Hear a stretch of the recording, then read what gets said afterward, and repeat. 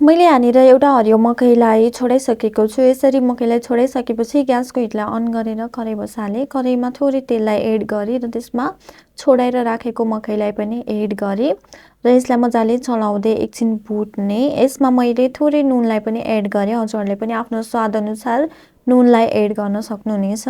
केही समयपछि हाम्रो मकै भुटेर रेडी भइसकेको छ। हजुरहरूले देख्न सक्नुहुन्छ एकदमै रातो देखिएको छ। यसलाई मैले एउटा भाँडोमा सर्भ गर्न गइरहेको छु। यसमा मैले मसिनो गरेर काटेर राखिएको हरियो धनिया र हरियो सागलाई एड गरेँ। त्यस्तै गरेर मसिनो गरेर काटेर राखेको गाजरलाई पनि एड गरेँ। त्यस्तै गरेर टमाटरलाई पनि एड गरेँ। त्यस्तै गरेर मसिनो गरेर काटेको खुर्सानीलाई पनि एड गरेँ।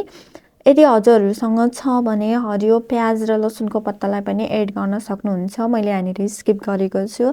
त्यस्तै गरेर मसिनो गरेर काटेको बन्दालाई पनि एड गरेँ। स्वादको लागि बिरे नुनलाई पनि एड गरेँ र आधा कागतीलाई पनि यहाँनिर मैले निसार्न गइरहेको छु। हजुरहरूले स्वादअनुसार कागतीलाई पनि एड गर्न सक्नुहुनेछ।